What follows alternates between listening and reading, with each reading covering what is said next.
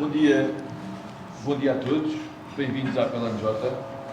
É um gosto receber-vos aqui nesta casa para falar deste tema tão na voga da descarbonização, que se tornou transversal a todos os setores e entrou pelas nossas vidas adentro.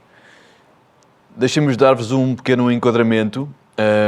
Nós fomos desafiados para este projeto pela Elexia, nós juntamente com a Deloitte e com o ECO, e aceitámos com muito gosto.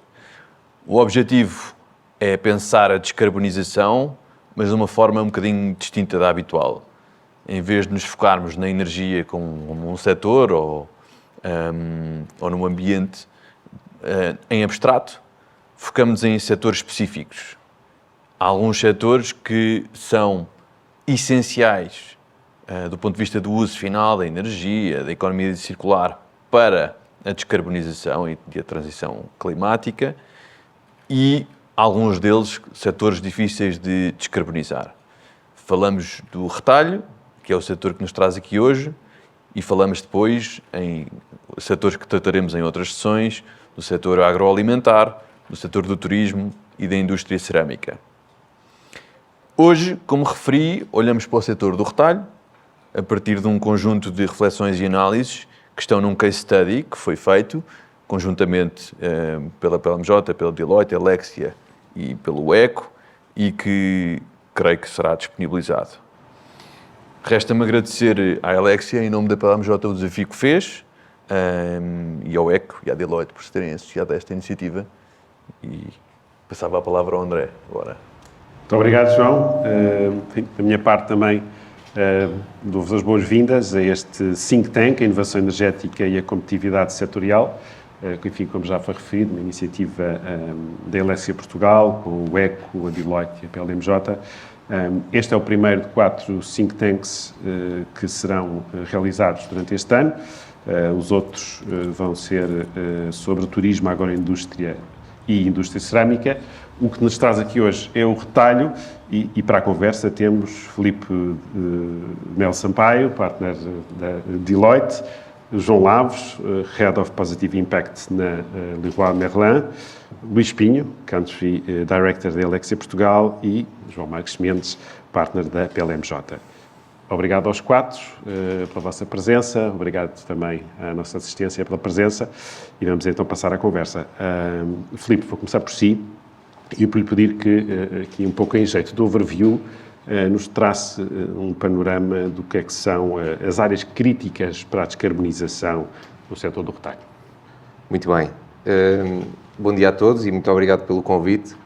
Vou procurar não me alongar, porque uma pergunta generalista, se depois vou por aí fora, também não temos aqui os pontos críticos. Então, setor do retalho, um setor fundamental na economia, tem um peso grande em grande parte das economias dos países, portanto, tem cerca de 10, 20% de muitas das economias dos países.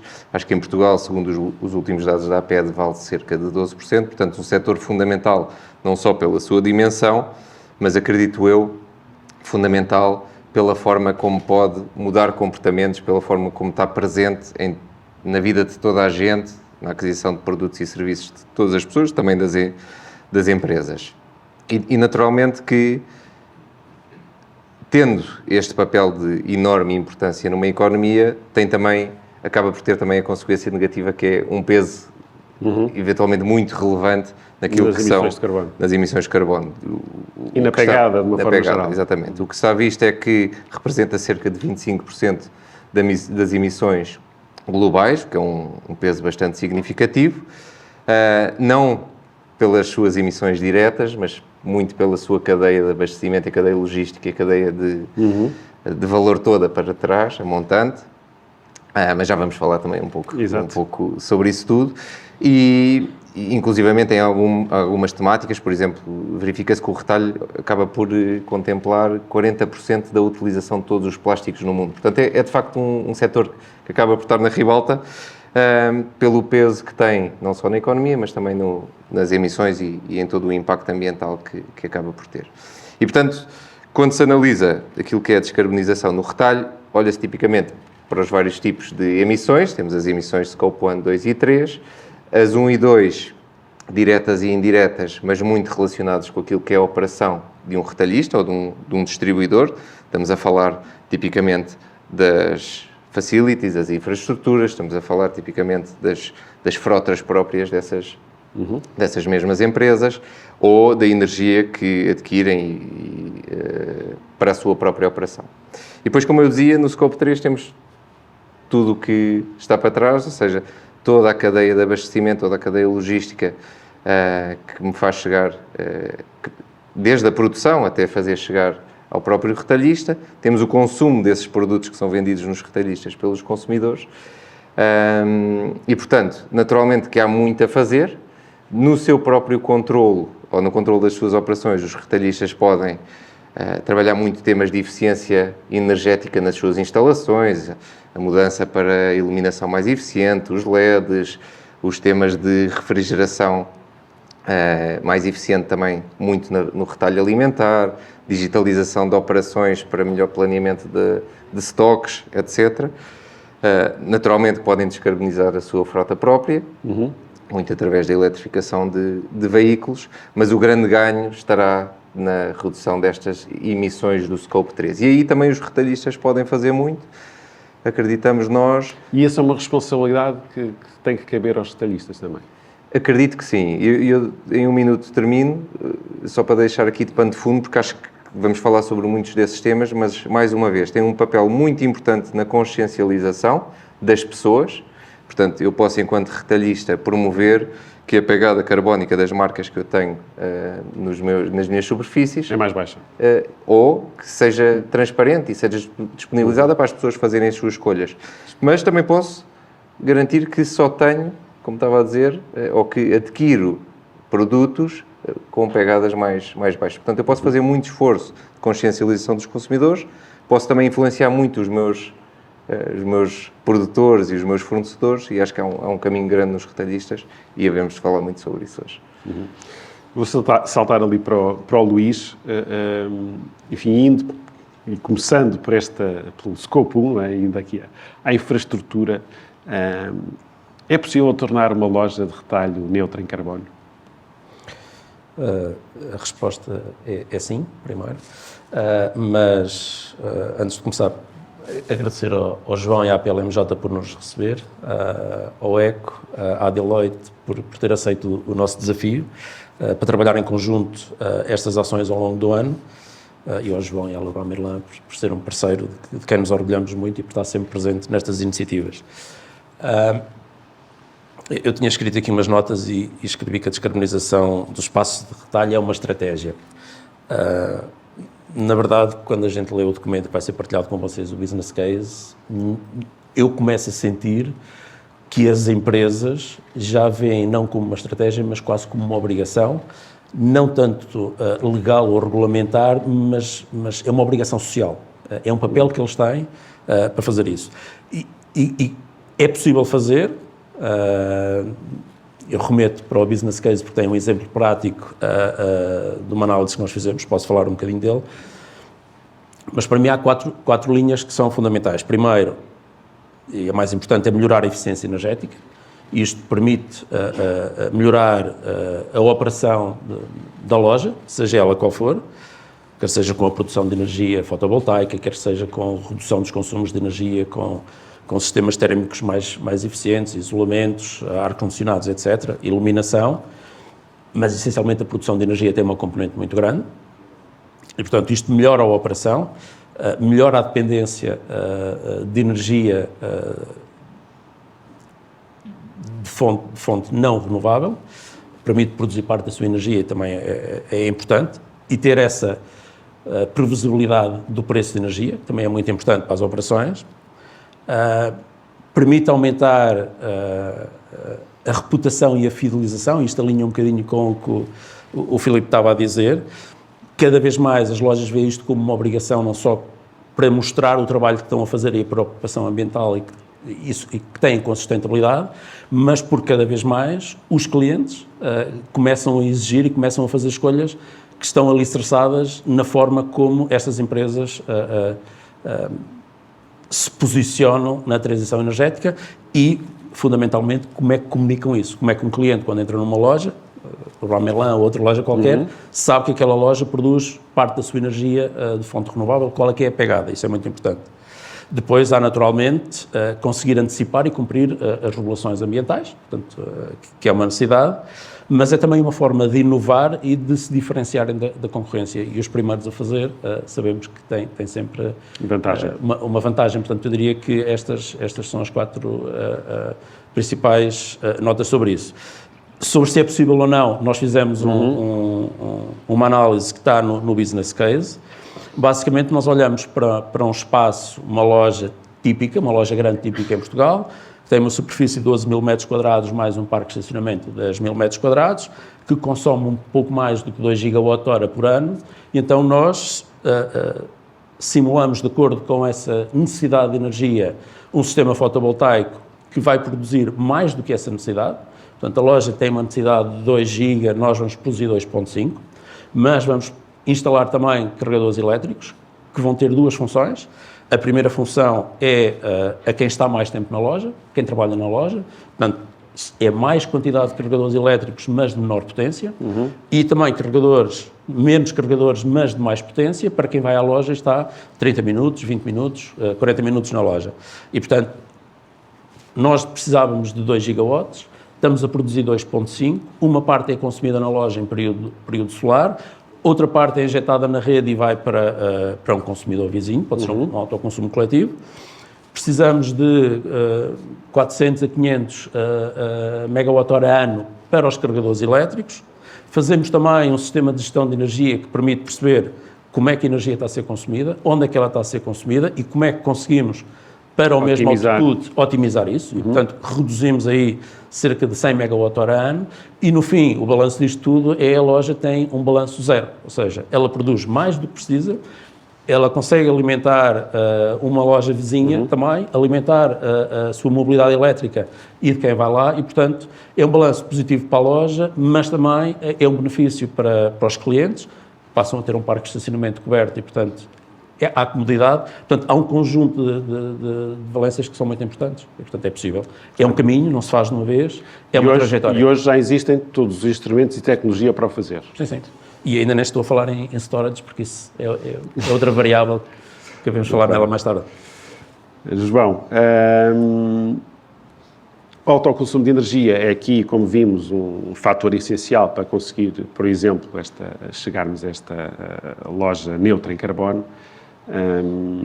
Esta tem de facto de ser uma aposta das empresas, nomeadamente do retalho. Claro, André, sim, e isso já está a acontecer, mas ainda pode acontecer mais.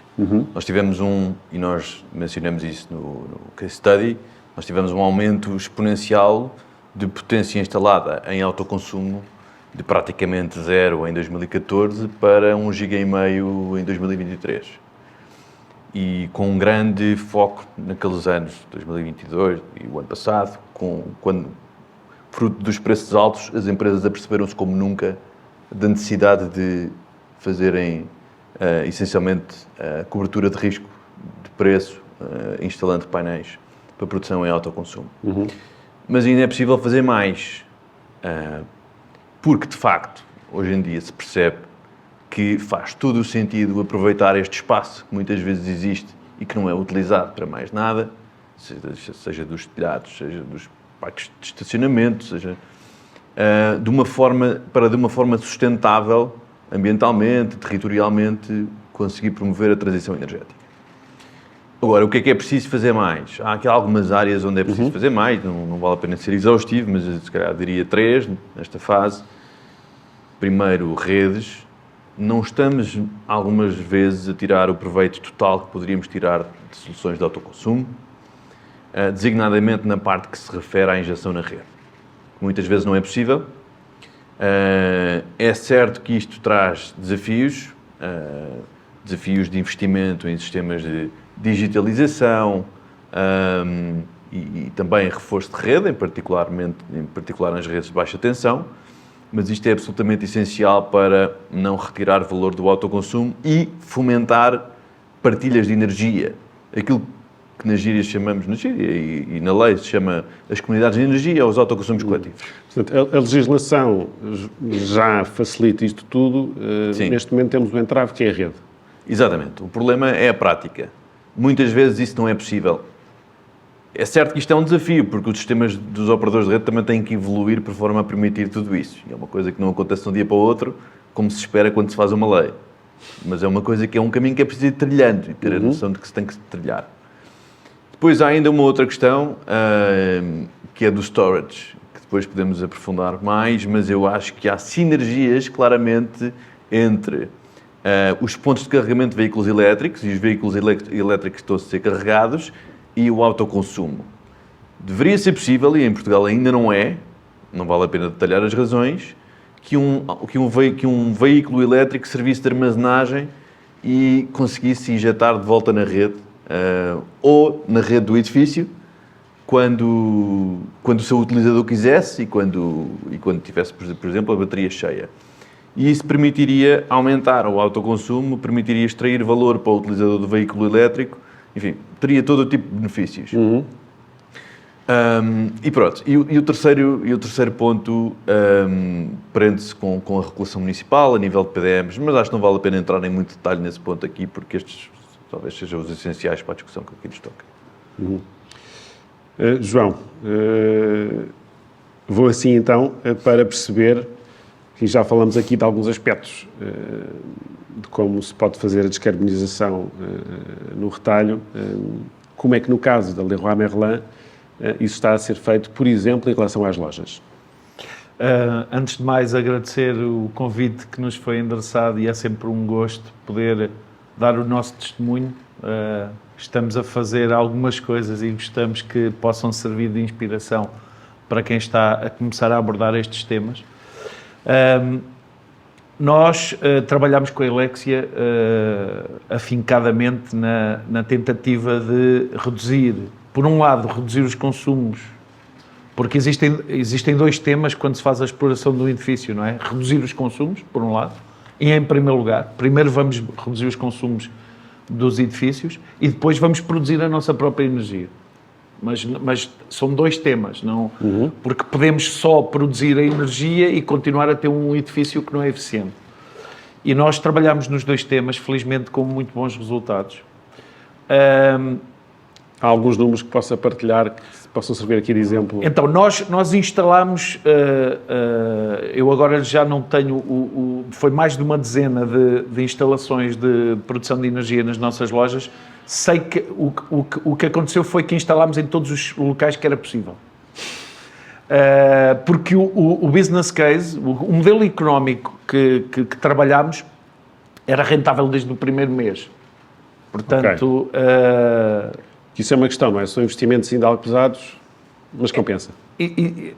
Mas para nós, com a parceria, com o case que montamos com a Helexia, para nós o investimento estava do lado da Helexia, nós disponibilizávamos o espaço e depois existe um modelo económico que é que nós pagamos uma rate inferior à do mercado, à Helexia, para que eles possam ter o seu retorno de investimento. Portanto, mas o modelo financeiro é rentável desde o primeiro mês. Existem depois dificuldades físicas, dificuldades depois de algumas vezes de licenciamento e também nós temos 48 lojas no país e algumas estão inseridas em retail parks ou centros comerciais. E aí o tema das comunidades está a começar a aparecer agora. Ou seja, nós temos fomentado a discussão junto dos promotores imobiliários. Existe aqui um tema que é o que é que o promotor imobiliário, o dono do espaço que rentabiliza o espaço, ganha com isto. E não é muito óbvio, porque ele vai ter que dar espaço, alguém tem que fazer o investimento, é tempo despendido porque tem algum investimento do ponto de vista do processo e, portanto, nos retails e nos centros comerciais continua a ser difícil convencer toda a gente a embarcar nas comunidades. Mas já temos agora um projeto, já conseguimos e esperamos que até possa ser o prossecutor depois um desbloqueador. que possa vir a constituir um case para o futuro. Quer dizer, no fim do dia, isso depois também gera valor para o próprio espaço, não é? Mas para a conta do espaço é sobretudo dos operadores e não tanto do promotor imobiliário, que é detentor do espaço. E os fundos de investimento imobiliários que detêm o espaço, eles não têm um ganho tão grande como os operadores que pagam a conta da energia.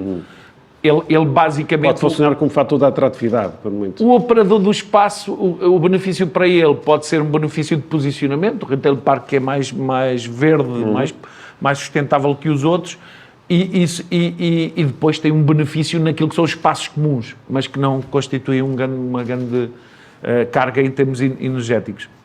Deixem-me só introduzir aqui 2 temas que vamos aprofundar, mas gostaria de tornar claros. Para nós, uma loja neutra em carbono não é uma loja energeticamente neutra em carbono. Portanto, para nós o desafio... Ou seja, do ponto de vista energético, sim, mas nós temos a gestão de resíduos, a operação é mais do que a energia, e o desafio para tornar uma loja neutra em carbono vai para lá da energia.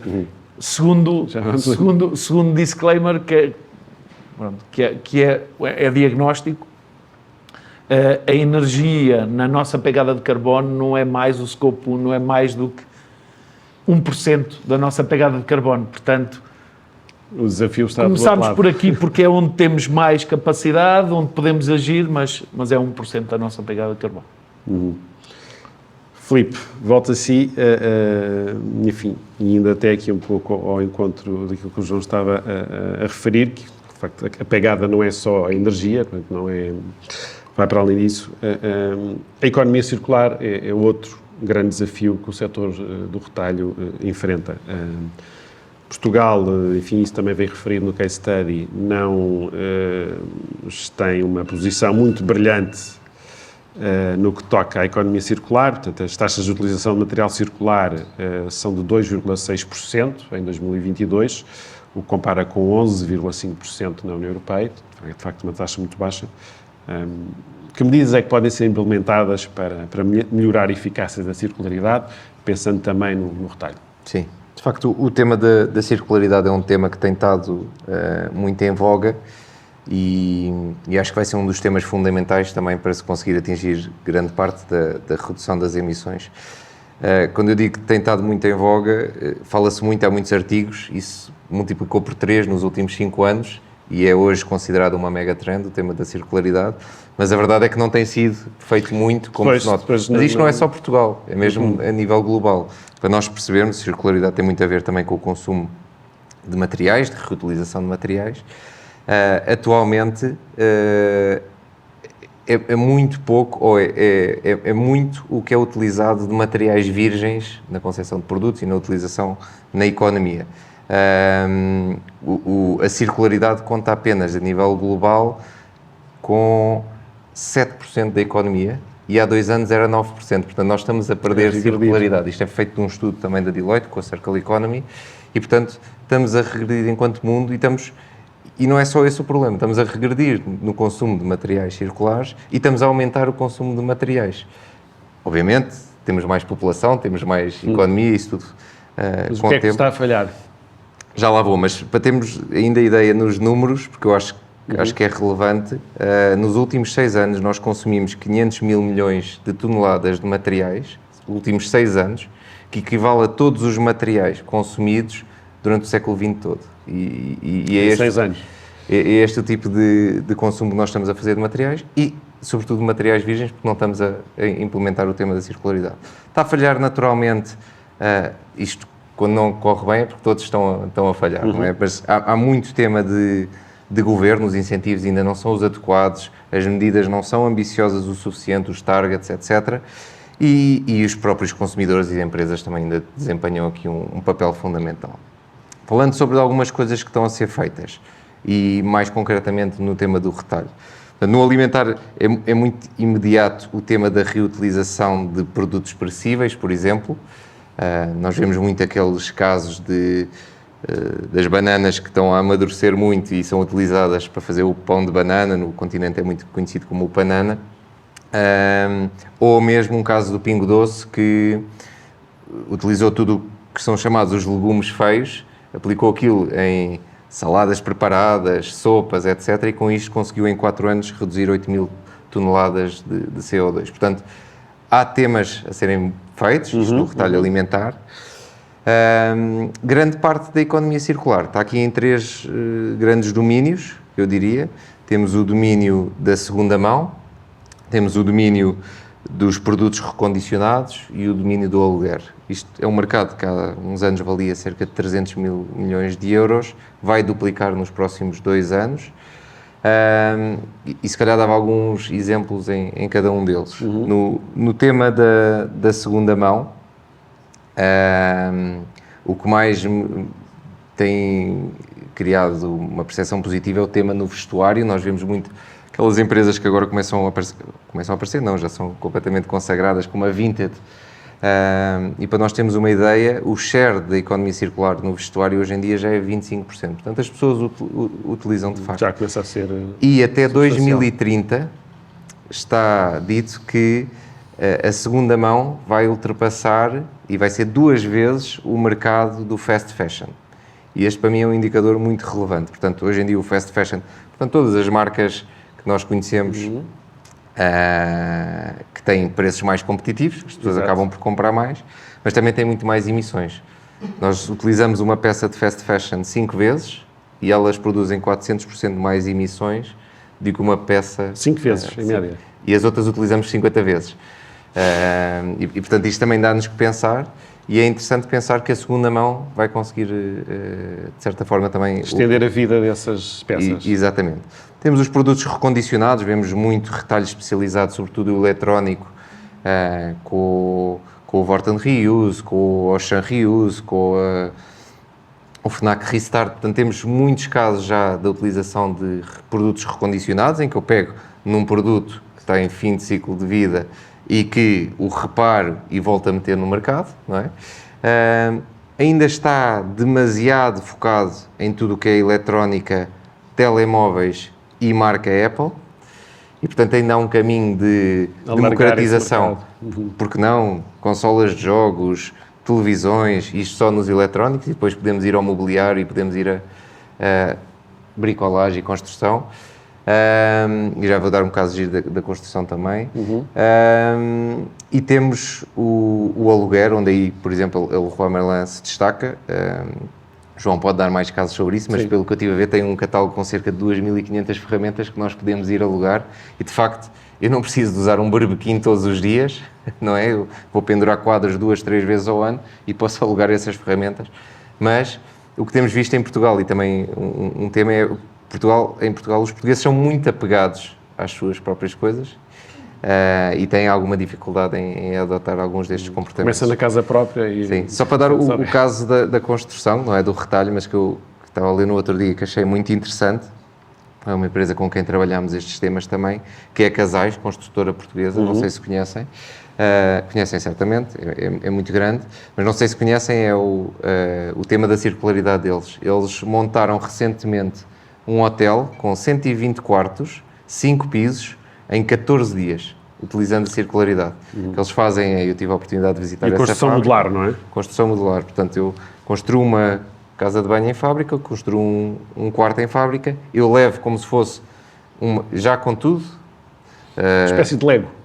E eu levo aquilo como se fosse um produto do IKEA e levo para as instalações da obra e monto. E, portanto, isso mostra como... E depois, no final do fim de vida de utilização daquilo, se o hotel tem 10 anos de utilização, 20, eu posso pegar nessa casa de banho e reconverter numa casa de banho para a habitação própria, para o que seja. E, portanto, há de facto Há coisas a acontecer, mas esse tem que se alargar, de facto. Temos que ser mais ambiciosos.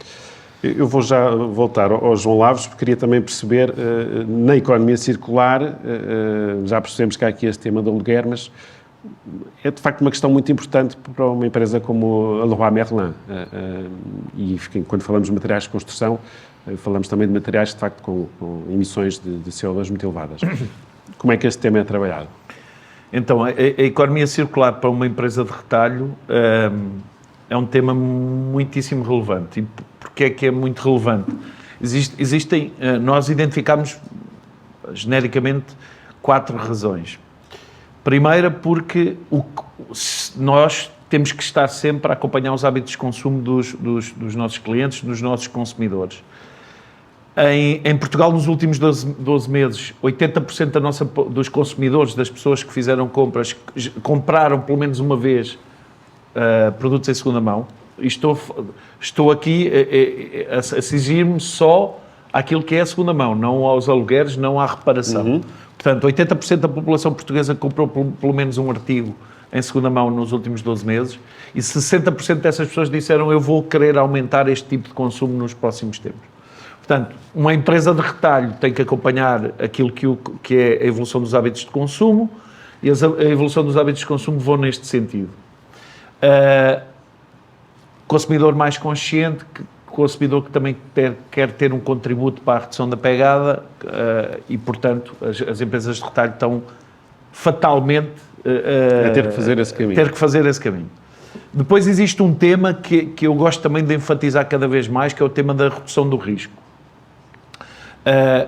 As cadeias de aprovisionamento, as cadeias de abastecimento estão a começar a sofrer muitas disrupções do ponto de vista daquilo que é o normal abastecimento. Seja por fatores muito ligados com a sustentabilidade, seja por fatores climáticos extremos que disrompem a cadeia de abastecimento, seja pelo aumento do custo das matérias-primas, que fruto deste hiperconsumo de matérias tendem a aumentar e tendem a entrar em lógicas de escassez.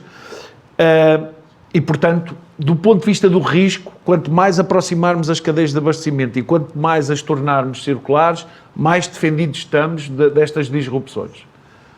Depois existe um tema que é o tema da pegada de carbono. O tema da pegada de carbono nós estimamos, dentro de um estudo que a Deloitte, que fizemos com a Deloitte, na construção da nossa trajetória até 2035, onde queremos baixar 50% a pegada, e nós estimamos que a economia circular pode valer 20% da redução. Ou seja, o estímulo a estes novos hábitos de consumo podem ajudar muito as empresas a descarbonizar, que é o assunto que nos traz hoje. Gostava só de acrescentar ainda um outro ponto sobre a economia circular, é o quarto que nós identificámos. O colaborador. O colaborador sente um orgulho enorme quando vê que as organizações estão preocupadas com o tema da circularidade e com a maximização do uso dos recursos e que não desperdiçamos os recursos que temos. Só na Leroy Merlin, para que tenham uma ideia, nós temos só quebra, são 10 milhões de euros por ano.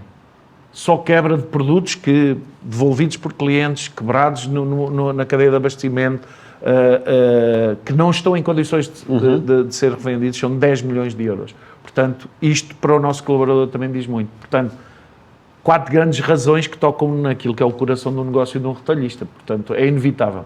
É um caminho inevitável. Uma coisa que eu acho que é relevante aqui para o tema da Leroy. Pelo que nós vimos, naqueles 3 domínios, a bricolagem aparece sempre no top 3 de categorias mais relevantes na circularidade. E, inclusivamente, na segunda mão, é a que mais vai crescer nos próximos anos. Portanto, é impressionante. Eu terminaria só dizendo isso, que é o bricolagem é, por natureza, circularidade, porque é remodelar a casa, remodelar o móvel, portanto, é por gênese circular.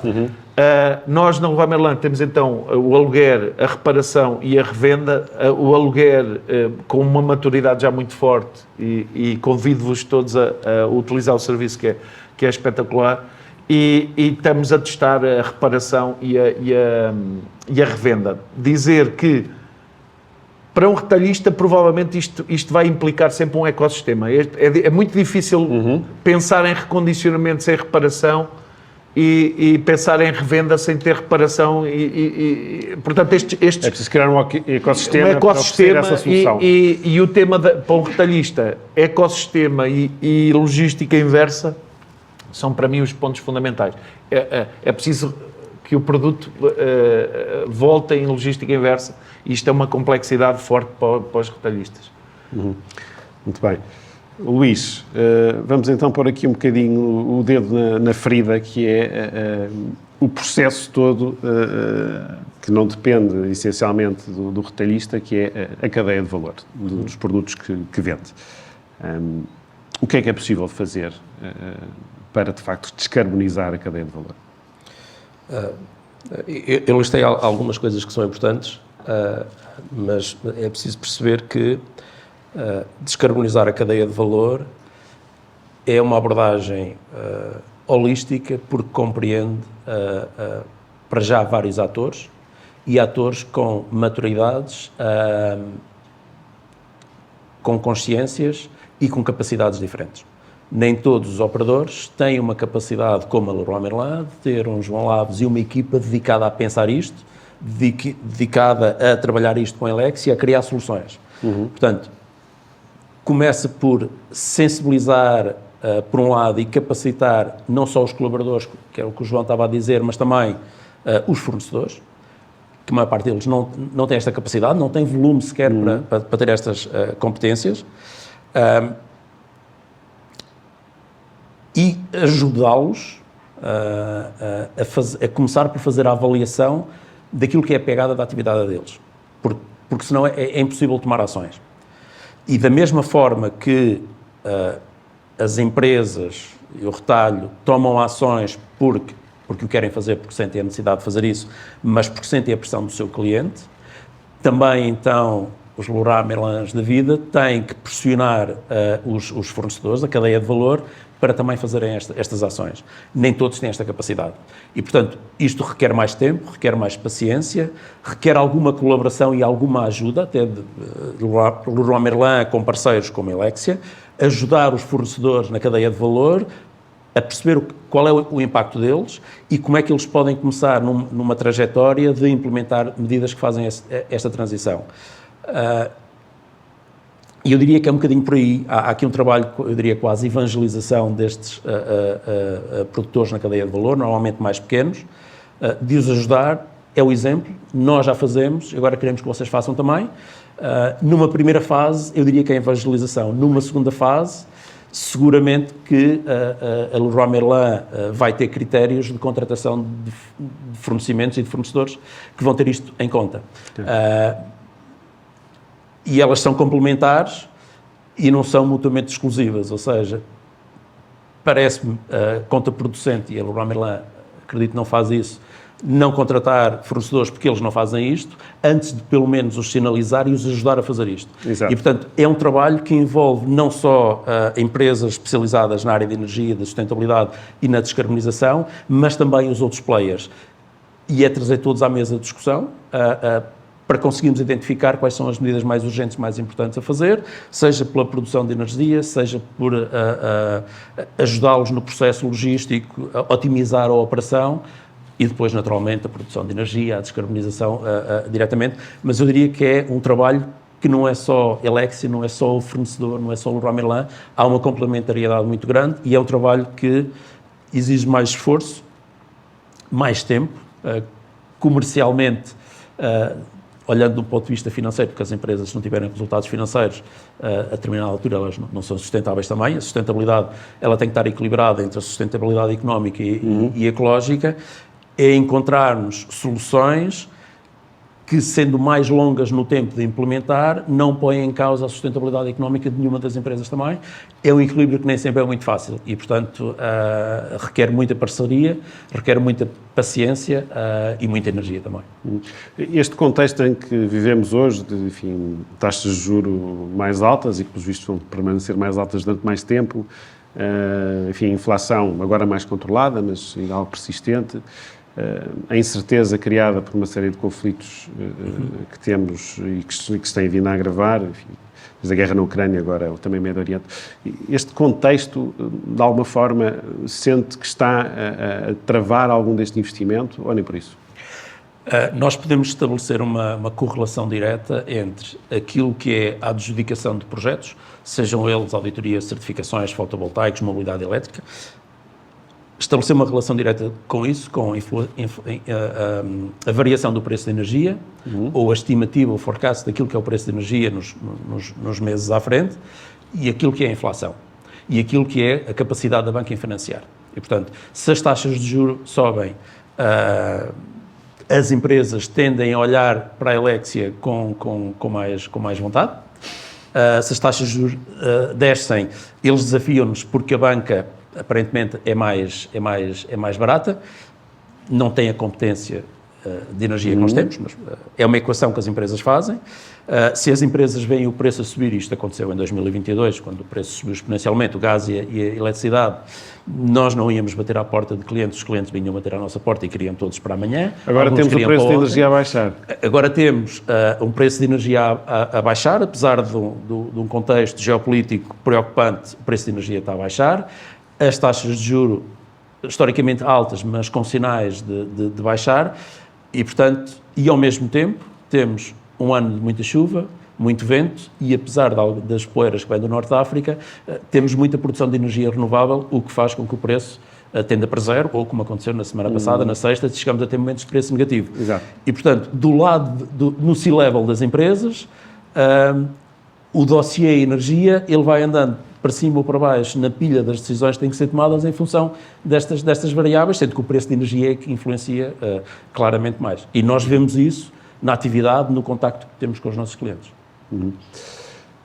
João, outro tema que tem vindo a crescer, enfim, nos últimos anos, é a litigância em relação às alegações de sustentabilidade das empresas, sobretudo as alegações ambientais. De facto, há aqui uma maior consciência dos consumidores, enfim, e as empresas depois também, como já foi aqui referido, acabam muito por reagir a essa pressão dos consumidores. Mas há aqui também um risco emergente que é o greenwashing. Como é que as empresas devem abordar esta questão? Sabemos que também vem aí legislação europeia que vai impor regras neste aspecto. Que novas exigências é que as empresas vão ter? Obrigado, André. O greenwashing, de facto, é talvez o fenómeno mais pernicioso para a transição energética, porque mina os esforços que as empresas que verdadeiramente estão apostadas em descarbonizar-se estão a fazer relativamente a esse fim. Coloca, no fundo, o justo paga pelo pecador, não é? São colocados todos no mesmo saco. Acontece um fenómeno semelhante àquele que se calhar acontece noutras áreas, por exemplo, na política e como, enfim, que nós temos ouvido falar. E, portanto, é decisivo, e há essa percepção, que as empresas divulguem corretamente, de forma não enganadora, os esforços que estão a fazer com vista à transição energética e à descarbonização e de forma objetiva. Nós temos assistido cada vez mais, fora de Portugal, cá dentro já uma ou duas situações, a ações propostas por associações do setor, coimas aplicadas a empresas em matéria, em geral, empresas e Estados, em matéria de transição climática e também em matéria cada vez mais de greenwashing ou ecomaquilhagem. Isto é um ativismo judicial que nós temos assistido muito. Na Holanda, por exemplo, há uma decisão em matéria de redução de emissões e das empresas não fazerem o suficiente para atingirem a neutralidade carbónica, por exemplo, contra a Shell, há uma decisão muito conhecida, e já há vários casos neste sentido. E também há vários exemplos de práticas de greenwashing que tenham sido apontadas ou punidas. Muitas vezes não é preciso punir, porque o dano reputacional é tão grande que é tão mais gravoso do que qualquer punição que seja aplicada. Em Portugal, nós normalmente, estas coisas normalmente chegam tarde cá, mas acabam por chegar. Nós tivemos agora a notícia da primeira ação que foi proposta contra o Estado português em matéria de transição climática. Houve agora um desenvolvimento formal há dias. Não estou a referir-me àquela do Tribunal Europeu dos Direitos do Homem, essa outra. E não tratará a surgir também alguma litigância em matéria de greenwashing. É uma coisa engraçada porque quando se começa a estudar o greenwashing percebe-se que a maioria das práticas de greenwashing são práticas que as empresas provavelmente nem percebem que o são. São coisas até bastante inocentes. É uma mera displicência. Porque as empresas normalmente não apregoam factos falsos. Sim, isso não acontece, não é? nas empresas que são sindicadas, que são aquelas maiores. Muitas vezes são coisas como comprometido, a empresa X comprometido com a descarbonização. Isso é uma alegação vaga, não suportada em factos objetivos e que já hoje, já ao abrigo das leis que temos, de prevenção das práticas comerciais desleais e ainda mais com a transposição da diretiva sobre as alegações ecológicas ou green claims, será considerado greenwashing. E, portanto, é preciso Vai-se necessário uma cautela extra, não é? É preciso uma cautela extra e claramente uma familiarização com o conceito. Porque, de facto, muitas vezes a inocência, nestes casos, pode levar a punição e a danos reputacionais que depois são irreversíveis, muitas vezes. Não é? E, portanto, isto é uma coisa que começa a surgir, cá tarde, mas começa a surgir, mas que vai surgir depois, vai se implementar muito depressa. E as empresas, em especial, no setor do retalho. Um desafio especialmente grande, parece-me a mim, porque há uma grande preponderância das emissões do Scope 3, que são precisamente aquelas que se prestam mais facilmente a greenwashing. São mais difíceis de controlar, por uma Leroy Merlin, por um grande distribuidor. São mais difíceis é mais difícil monitorizar as ações corretivas, preventivas de emissões. E muitas vezes, e como representam mais de 80% das emissões imputáveis àquele distribuidor, há uma grande tentação e há de facto uma necessidade de apostar nessas emissões para conseguir atingir os objetivos da descarbonização. Portanto, está criado aqui um cocktail em que existe uma oportunidade de descarbonização em prol dos clientes e dos colaboradores, mas também um risco grande. E isso é preciso ser gerido com inteligência. O Luís já falou aqui, no fundo, da parcimónia, mas da exigência que as empresas têm que ter, no sentido de ambientar, não é, na sua cadeia de valor, no sentido de se descarbonizar gradualmente. E é preciso também, enfim, cuidado na divulgação antecipada de factos relacionados com a descarbonização. Filipe, cada vez mais o retalho é comércio eletrónico, portanto é feito online, e isto coloca também desafios específicos em relação à descarbonização, nomeadamente das operações logísticas. Sem dúvida. Começando aqui um bocadinho pelo contexto, como é que surge aqui o comércio eletrónico. Há um conjunto de fatores que leva a isto, há o tema, também já falámos aqui, dos hábitos dos consumidores estarem a mudar bastante, há os temas da pandemia e dos conflitos que quebram as cadeias todas de abastecimento.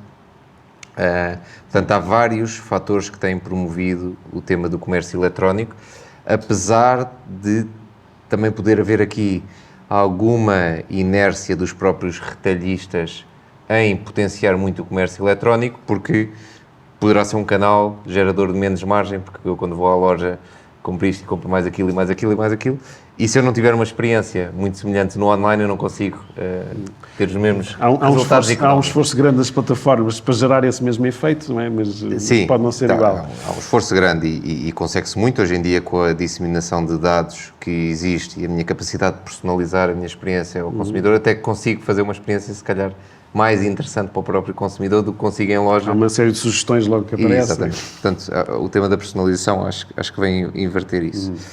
Mas o tema dos hábitos de consumo é relevante, porque nós a seguir vamos falar do tema que isto tem impacto nas entregas e no last mile, não é? Mas isto também acontece porque os hábitos do consumidor estão a mudar muito. Que é, por um lado, eu quero tudo mais sustentável e preocupo-me, etc. Mas, por outro, também quero tudo agora, mais rápido e mais conveniente. Quero tudo em casa, quero que me chegue a encomenda da Amazon já esta semana, quero que a do AliExpress seja na próxima. Portanto, muitos de nós... Esses objetivos podem ser conflituantes. Exatamente. Este é um tema relevante, que é, por um lado, nós procuramos, de facto, um caminho de descarbonização ou de consumo mais sustentável em alguns dos nossos comportamentos, mas no comércio online tem estimulado muito devido à alteração dos hábitos de consumo. Por exemplo, também já devem ter visto este tipo de casos de pessoas em retalho, sobretudo de moda e vestuário, adquirirem 2 ou 3 tamanhos do mesmo produto, que é para experimentar em casa e depois Devolvem. retornarem os restantes. E, portanto, isto tem um impacto naturalmente gigante naquilo que é as emissões e que é toda a logística associada. E, portanto, de facto, há muita coisa que os retalhistas podem fazer e tem sido feito, mas eu acho que temos que lutar muito com este tema conflituante. Mas o que é que tem sido feito? Também já aqui falado, mas acho que há um tema de realocação dos centros de distribuição. Portanto, quanto mais próximo do cliente esses centros estiverem, menos emissões eu vou ter. O próprio Pingo Doce fez isso há uns anos com centros de distribuição em Lisboa e com isto conseguiu reduzir 40% das suas emissões na categoria dos transportes. Mas há muito mais que eu posso fazer. Eu posso, como vimos há pouco também, eletrificar a minha frota ou tentar reduzir as emissões da minha própria frota, não só através da eletrificação, mas também muito através da otimização de rotas. Portanto, isto é algo que eu posso fazer. Mas eu acho que o grande esforço, de facto, é mais uma vez eu evangelizar, consciencializar o consumidor, e posso isso fazer de várias formas, porque é que eu, enquanto retalhista, vou dizer que a entrega em casa é gratuita, não é? Quando eu tenho outras opções de entrega que são igualmente às vezes convenientes para o cliente, mas que reduzem muito estas minhas emissões. Se calhar em casa é que polui mais, mas se calhar eu tenho centros de pick-up quase à porta de casa, não é? Porque hoje em dia já estão distribuídos em muitos sítios. Se calhar eu posso incentivar o agrupamento de compras, posso fazer muito também ainda no caminho da evangelização do consumidor, e posso mostrar que a entrega urgente, a entrega em casa, etc., tem um valor mais alto e, portanto, com isto também conseguir desincentivar alguma dessa conveniência. João, enfim, abordámos aqui, por um lado, a questão das cadeias de valor, também o tema do greenwashing. Como é que na Leroy Merlin se olha para estes temas?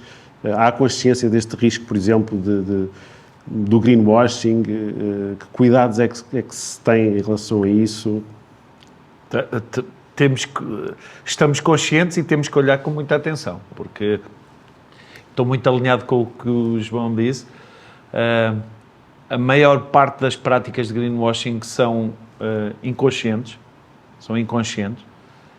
e não vale a pena dar exemplos ou cases muito rebuscados. Eu dou o meu próprio exemplo. Nós temos um departamento de sustentabilidade dentro da organização, eu tenho assento no comitê de direção da empresa, não é uma prática muito comum. Portanto, eu tenho alguma capacidade de influência e alguma capacidade de controle sobre as coisas que acontecem na organização. E também disponibilizo à empresa, à organização, competências sobre sustentabilidade, que é uma coisa também que não existe muito fortemente ainda nas organizações. O que é que acontece? Então, só para sublinhar isso, o governance da empresa também é um caminho fundamental para se ter uma folha limpa. É imprescindível. É imprescindível, porque senão o tema da sustentabilidade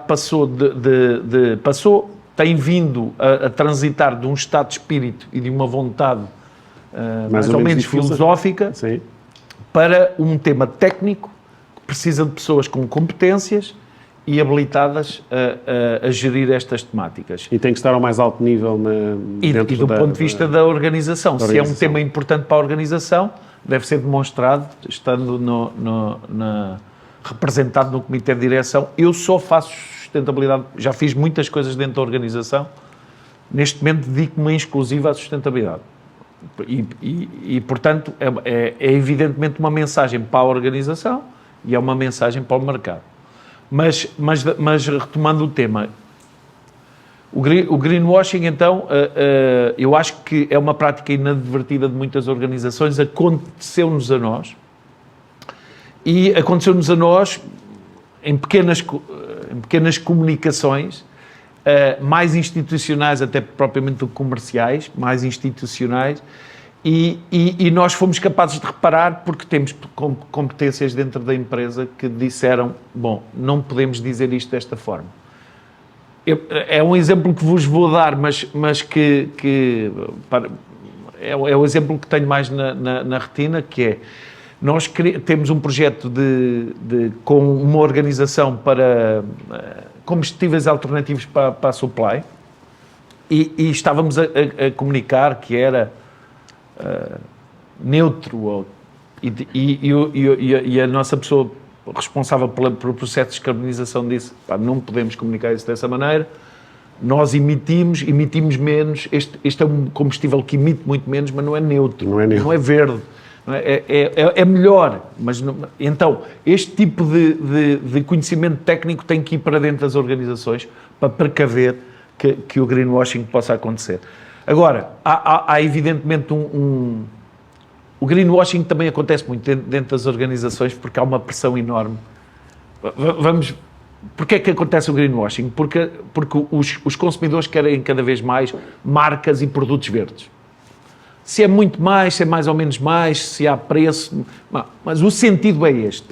E os membros do comitê de direção dizem, epá, às equipas de comunicação, olha lá, nós não estamos visto a comunicação do Pingo Doce, eles dizem que não sei o quê, que fazem umas coisas lá com os combustíveis. Também temos que falar isso. Nós também temos que, evidentemente, eu estando dentro do board, consigo controlar estes movimentos melhor, mas isto acontece porque, e lá está, mais uma vez, é normal. O consumidor quer saber o que é que as organizações estão a fazer em matéria de sustentabilidade, querem marcas e produtos sustentáveis, vamos lá dizer o que temos para mostrar. E às vezes o que temos para mostrar... Às tantas, um caso de greenwashing pode comprometer uma estratégia de anos em que se investiu no tema da sustentabilidade e por causa de um caso... Eu deixo-me dizer-vos que eu acho que hoje ainda não existe um risco muito, muito elevado porque também não existe nem competências do consumidor, nem competências da comunicação social. Acho que, ou seja, estamos no processo de capacitação de toda a gente. De todo o ecossistema. Sim. E, portanto, o tema ainda não, até mesmo, mas dizer, e mais uma vez dou o meu exemplo, que é para não colocar as coisas nós fomos notificados pela ASAI há uns meses atrás, porque nós tínhamos uma comunicação que falava em produtos ecológicos, e era uma coisa do passado, até anterior à minha nomeação, e de facto tinham toda a razão, porque as alegações eram vagas, então, ou seja, o ecossistema está a capacitar-se, vai ser cada vez mais um tema. Só terminaria dizendo o seguinte, eu acho que é preciso que cheguem as diretivas, porque de facto temos que começar também a ter consciência de quem é que faz bem, quem é que faz mais. A Leroy Merlin, ao ter um membro do board dedicado à sustentabilidade, tem um investimento, tem uma equipa, tem um investimento, está a fazer coisas. É normal que nós queiramos que haja uma separação do trigo do joio. E só terminando, como é que nós vamos conseguir, de facto, descarbonizar e tornar isto tudo mais transparente?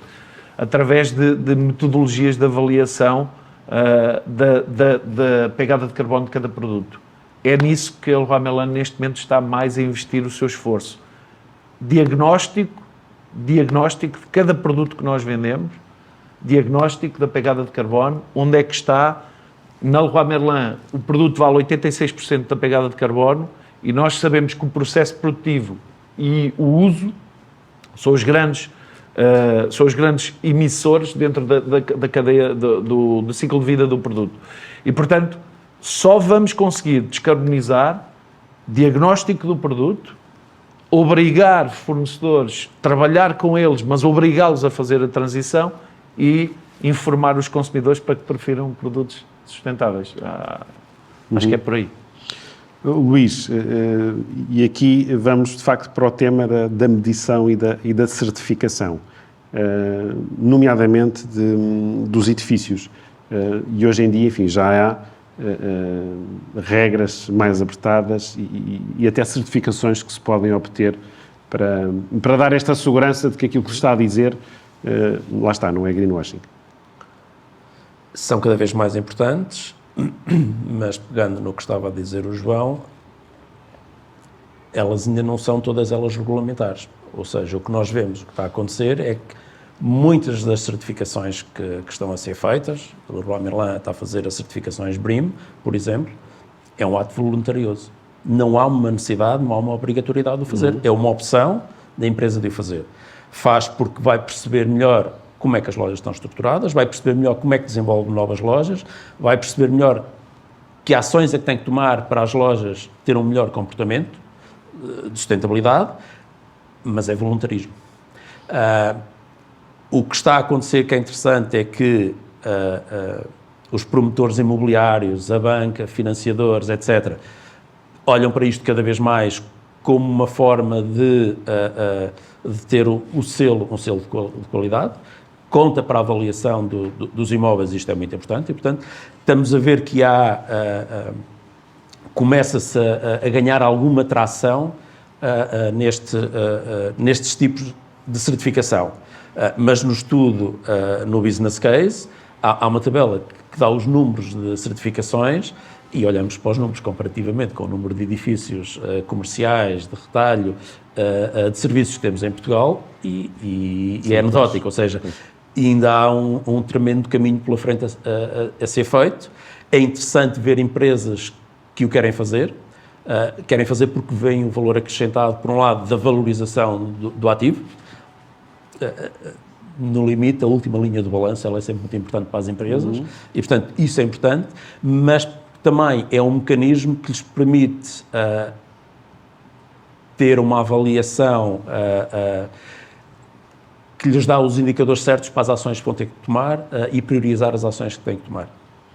Para não ser apenas um tema que o João trouxe, que é a primeira vez que eu ouço, que gostei, embora seja preocupante, que é o ecomaquilhagem. Que é para não ser ecomaquilhagem, é para ser algo que efetivamente tenha uma consequência. E eu vou dizer alguma coisa que pode ser meio polémico, mas eu sinto que a determinada altura, grande parte das auditorias que são obrigatórias, que são regulamentares, elas são um tick da box, que é feito porque tem que ser feito e fica lá em cima da mesa e não tem consequência.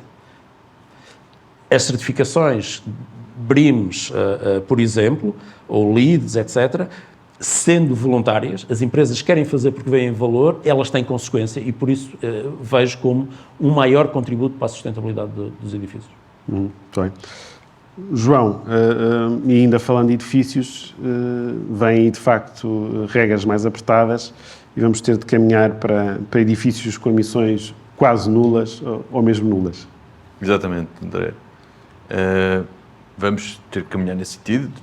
Já atualmente, a maioria dos edifícios está sujeita a uma obrigação de ter, no fundo, de ser um edifício praticamente nulo em termos de emissões, o que significa duas coisas.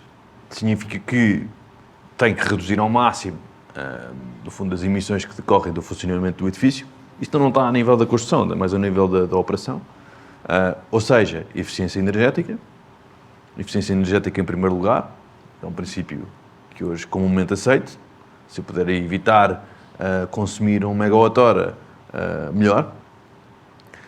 E relativamente às necessidades energéticas que eu não consiga reduzir, devo tentar cobri-las por energia renovável e, tanto quanto possível, gerada perto do local do consumo. Pronto. Uma lógica simultaneamente de assegurar energia verde e, tanto quanto possível, não sobrecarregando as redes e tudo mais. Pronto. Isto é um desafio a nível, obviamente, construtivo, a nível de preços. Isto é plenamente pacífico e não vale a pena aprofundar sequer muito o tema porque ele é fácil de compreender. Mais relevante é perceber o que é que, em alguns casos, pode ser feito para conseguir que, na parte em que eu não consiga ser eficiente, compre energia renovável. A maioria dos edifícios tem, se calhar, espaço para pôr painéis em cima ou ao lado, ou utilizar painéis instalados no edifício perto, numa lógica de autoconsumo coletivo. Pronto. Em alguns casos isso existirá, isso acontecerá. Noutros casos isso pode não acontecer ou pode não ser suficiente. E no caso das grandes distribuidoras, certamente que remanescem, não é? Bastantes emissões que não são... O autoconsumo não é total, não é? O rácio de autoconsumo ou a taxa de autoconsumo não é total. E aí que outros mecanismos é que podem ser utilizados por forma a descarbonizar a atividade das empresas? Há vários. O primeiro e o mais conhecido hoje são as chamadas garantias de origem. Eu ter garantias de origem que demonstrem que cada garantia de origem vale 1 MWh de energia verde, portanto, 5 MWh, 5 garantias de origem compensam, no fundo, no sentido amplo, 5 MWh de consumo que eu tenho. E depois ainda temos para plataformas, para estes grandes distribuidores, a possibilidade de fazerem os chamados PPAs verdes em mercado. São contratos mais complexos, e designadamente são mais complexos porque tipicamente exigem garantias. Garantias bancárias ou garantias acionistas, pelo menos, coisa que normalmente num contrato de autoconsumo não é exigido. Normalmente. Pronto. E depois temos um passo ainda seguinte, ainda mais ambicioso, que algumas empresas começam a dar, mas que ainda não é muito falado, que é de assegurar um consumo neutro em todas as horas. A Google anunciou, por exemplo, que em 2030 quer que os seus edifícios sejam net zero, 24 horas, 7 dias da semana. O que é que isto significa? Quando eu compro uma garantia de origem, eu digo, ok, o meu consumo total neste mês foi de X e eu tenho X garantias de origem, mas nada me comprova que aquela garantia de origem respeita a eletricidade verde gerada na ordem que eu necessitei dela. Exato. Sendo que, como a eletricidade não é armazenável, aquilo que interessa é saber a que é que eu dei causa. Se eu naquela hora, se não havia energia renovável, se eu dei causa à necessidade de produzir energia térmica, e se eu comprar uma garantia de origem numa altura em que havia excesso solar, pouco interessa, não é? Ou pelo menos não interessa tanto. E este vai ser um próximo passo que, talvez não já, exceto para as grandes empresas, mas que as empresas hão de começar a colocar no seu horizonte de dar, que é o passo em que vão conseguir, e o autoconsumo permite isso, mas as garantias de origem não, dizer que são absolutamente neutras em carbono, a nível de, enfim, consumo Isso vai elétrico, exigir, por exemplo, mais várias investimento em horas. armazenagem. Vai exigir armazenagem, claramente vai exigir armazenagem, mas a armazenagem não precisa de ser necessariamente no local de consumo. Pode ser. No local de consumo certamente ajuda, especialmente numa lógica, numa sinergia com o autoconsumo. Mas pode ser armazenagem na produção ou armazenagem autónoma, como nós vamos começar a ter. Pode ser vários tipos de armazenagem, sim. Mas isto certamente que vai ser um tema que a prazo vai entrar na agenda Vai se impor. das empresas, sim. Muito bem, enfim, a nossa hora já vai longa. Ficaram aqui, acho que bem retratados muitos dos desafios que este tema coloca às empresas e, em particular, às empresas do retalho, mas, de facto, também muitos caminhos para poder ir ao encontro desses desafios. Muito obrigado aos quatro. Muito obrigado. Olá, muito bom dia a todos. Parabéns à PLMJ, à ECO e à Alexia para a organização deste encontro. Eu gostei bastante de vos ouvir, em especial no caso concreto da experiência da Leroy Merlin, é sempre um nome difícil de dizer. Pode dizer o que quiser. E a minha questão é a seguinte, é muito interessante ouvir a forma como vocês tentam, dentro dos vossos processos, da vossa organização, ser mais ambientalmente conscientes. A minha questão é, como é que tentam refletir isso na relação que têm com os vossos fornecedores? Porque nós sabemos que em Portugal mais de 95% das empresas são PMEs. Eu continuo a ter a percepção de que estas questões ambientais ainda são uma preocupação ou uma possibilidade só restrita a um certo tipo de empresas.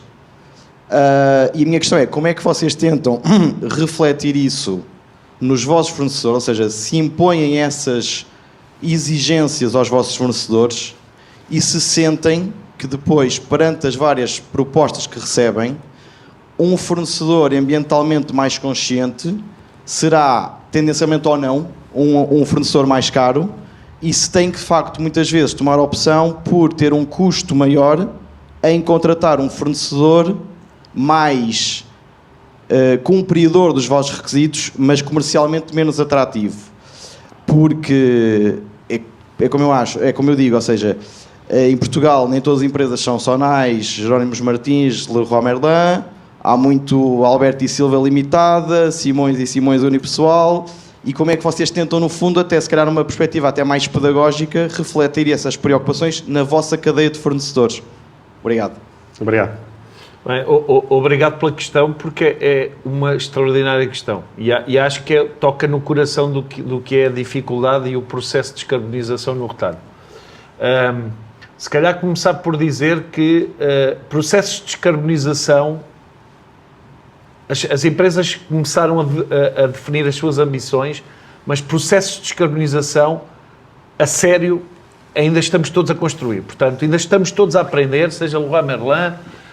O trabalho que fizemos com a Deloitte, acho que não é... Fizemos uma definição de trajetória até 2035 e acho que também não vou ser inconfidente de dizer que a própria Deloitte nos dizia, não, nós também estamos a aprender com este processo. Portanto, estamos todos a aprender e portanto, pequenas, grandes... Agora, é verdade que as grandes empresas têm outro tipo de capacidade. Como é que nós estamos a endereçar o tema? Como é que nós vemos o tema? Constatação, nós estamos a fazer a avaliação da pegada de carbono de cada produto dentro da nossa oferta. Portanto, este é o coração daquilo que é o processo de descarbonização e, portanto, estamos a colocar aqui todos os esforços. De facto, aí vê-se uma grande diferença entre empresas. Uma Schneider vai ensinar-nos a nós como é que se descarboniza nos produtos elétricos, e uma Simões e Filho vai perguntar, diz-me lá o que é que eu tenho que fazer, na verdade, mais do... E também não vale a pena explicar toda a teoria sobre descarbonização. O que nós temos é que ser concretos a dizer, olha, o teu produto aqui não é muito eficiente e, portanto, tens que o melhorar neste aspecto. Para isto, o que eu sinto que falta muito no mercado são os Nutri-Scores. Ou seja, metodologias estándares de mercado que, para o mercado da construção ou para o mercado da bricolagem, definam quais são os critérios de avaliação do produto e que depois tornem comparável e tornem transparente para toda a gente o processo de avaliação. O que nós estamos a fazer, espero, durante o ano de 2024, torná-lo público. Não vou fazer muito disclaimer sobre isto, mas dizer, o nosso tópico é: definimos uma metodologia dentro da Leroy Merlin, a nível internacional, 31 critérios de avaliação que vão avaliar cada um dos produtos e definir onde é que ele é mais positivo e onde é que ele é menos positivo. O que é que isto permite? Depois falar com os fornecedores e dizer, olha, o teu produto aqui tem um score muito bom e aqui não tem um score muito bom por motivos de ineficiência, por exemplo, no uso. E isto vai permitir tornar transparente a avaliação e permitir que as pequenas empresas, mais do que saber toda a teoria sobre descarbonização, sabem que o seu produto consome muito e tem que baixar o consumo, ser mais eficiente, por exemplo, energeticamente, ou que a matéria-prima, há uma matéria-prima que está na sua composição que tem que ser eliminada ou redução. Por exemplo, um dos fatores... Vão ter uma sessão sobre a indústria cerâmica. A indústria cerâmica, os produtos da cerâmica são altamente emissivos no seu processo de fabricação, ou seja, a cozedura da cerâmica. Quais são as medidas que neste momento estão a ser tomadas um pouco por toda a indústria da cerâmica? Está a diminuir-se a espessura. Está a diminuir-se a espessura da cerâmica. O que é que isto faz? Faz com que se utilize menos matéria-prima e que a cozedura seja mais eficiente, porque o produto é mais fino. Portanto, objetivamente, o que eu acho é que para as pequenas empresas, mais do que explicar toda a teoria sobre descarbonização, nós temos é que ajudá-los a compreender onde é que os seus produtos são, de facto, já contribuidores e onde é que precisam de melhorar. Só que um ponto, também de forma breve, que é até que ponto é que quer os retalhistas estarão disponíveis para ter produtos com preços que sabem que são menos competitivos, mas que são ambientalmente mais responsáveis e, portanto, com menos pegada, e até que ponto é que os consumidores vão estar disponíveis para pagar esse preço? Fazia parte da questão e é um excelente tema também. Nós já avaliamos, nós já estamos no processo mesmo de diagnóstico dos nossos produtos, portanto eu já tenho alguma informação que vos posso transmitir. Acho que com a nossa metodologia, quando a comunicarmos, vamos quebrar alguns desses paradigmas. Eu tenho exemplos de famílias de produto, imaginem um berbequim ou uma motosserra, que os produtos que melhor pontuam do ponto de vista da sustentabilidade não são os mais caros. Portanto, vão quebrar-se paradigmas deste ponto de vista, porque quando avaliamos uma motosserra, avaliamos uma série de critérios, são 31 critérios, e não é necessariamente o produto mais caro aquele que melhor pontua. Portanto, eu acho que também deste ponto de vista, quanto mais depressa nós trouxermos para o mercado esta metodologia de avaliação do produto, mais depressa podemos desmistificar alguns temas. Certo. Agora, também para o mais normal é que haja custos associados a trabalhar a sustentabilidade. É como o João Laves tem o seu custo, a sua equipa tem o seu custo, e os fornecedores e os produtores, quando implementarem estratégias de sustentabilidade, vão ter custos e têm que o colocar num produto. Agora, não quer dizer necessariamente, e finalizo só dizendo o seguinte, a beleza e a virtude de ter uma metodologia que avalia todos os produtos é que também vamos deixar que o consumidor faça a sua escolha e não pressupor que ele não vai comprar porque é mais caro. Ou vamos dar a informação ao consumidor e deixar que ele faça a sua escolha e acho que em alguns casos vai aceitar essa diferença de preço, outros não, mas vamos descobrir.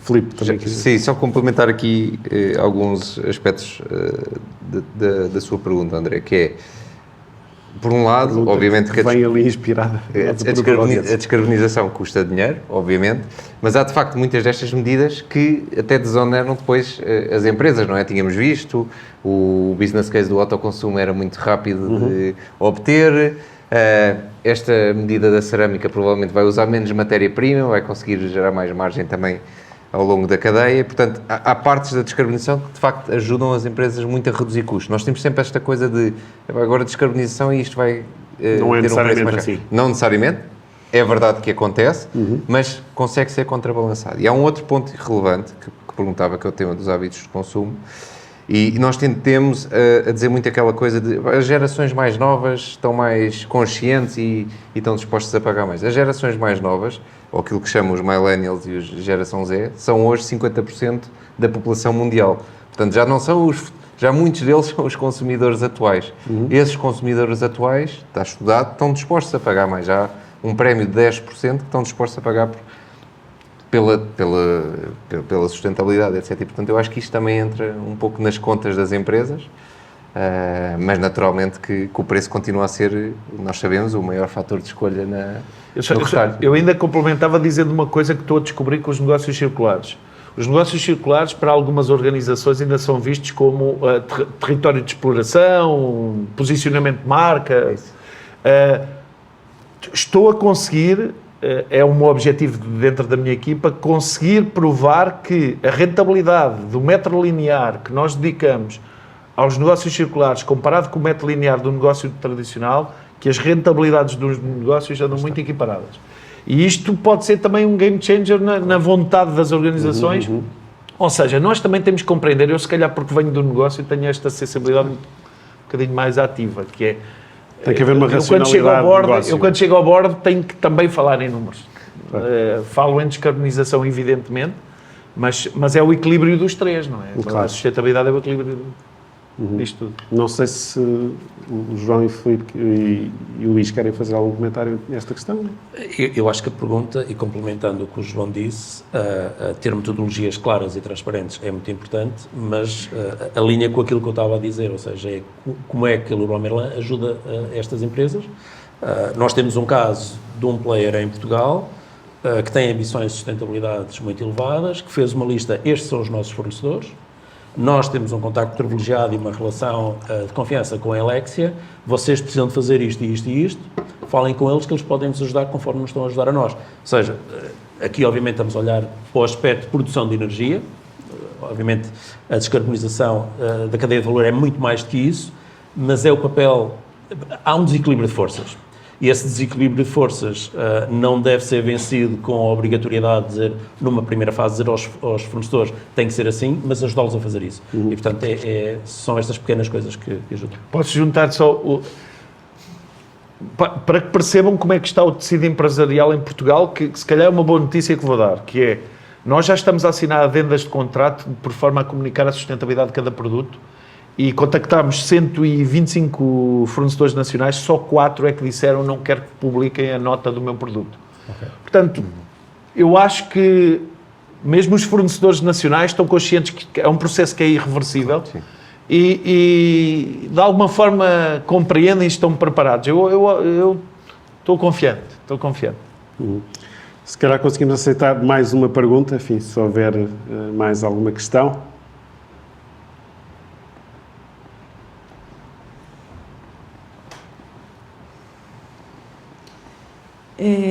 Parabéns, obrigada pelos esclarecimentos. É muito bom a gente ver essa integração entre auditoria também, mídia e energia e o legal no meio desse assunto todo.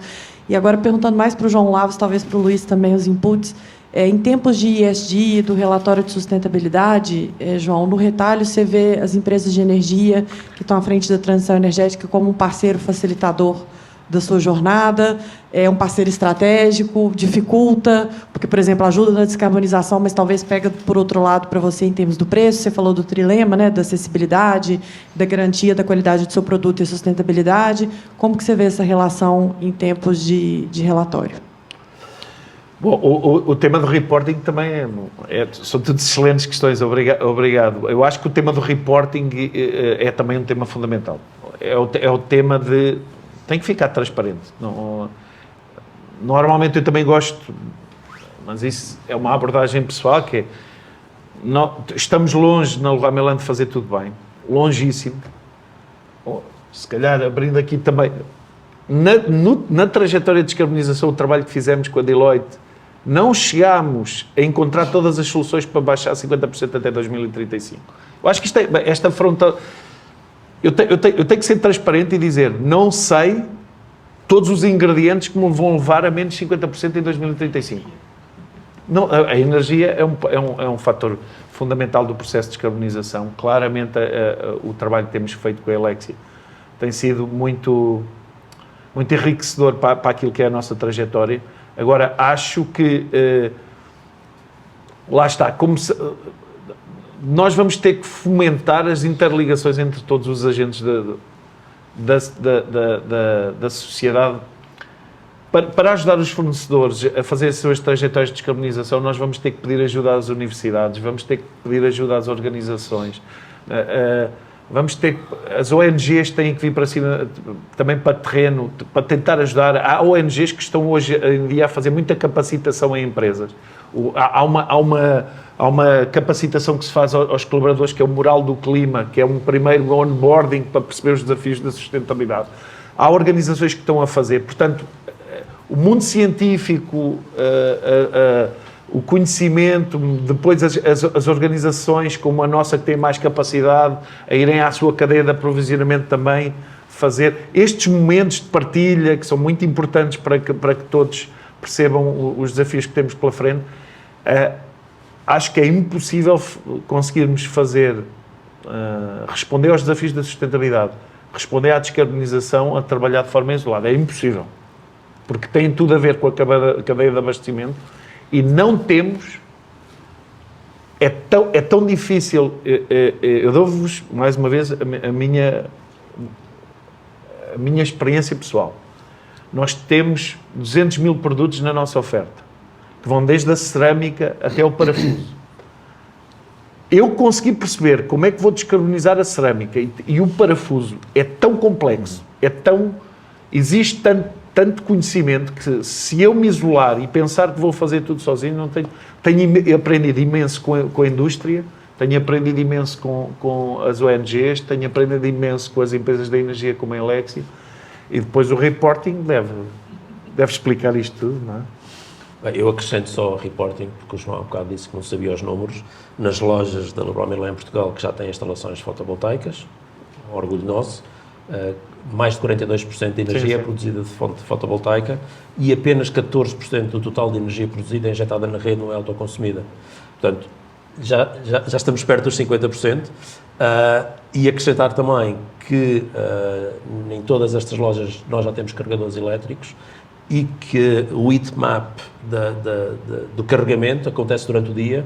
Portanto, os carregamentos das viaturas elétricas é feito com energia de produção solar também, portanto é um bom indicador. E continuamos a evoluir, começámos ali nos 39, 40%, já estamos nos 42%. Muito bem. Não sei se querem acrescentar mais algum ponto, não? Muito bem, ficamos então por aqui. Muito obrigado mais uma vez aos quatro e à nossa assistência. Muito obrigado. Obrigado. Obrigado a todos.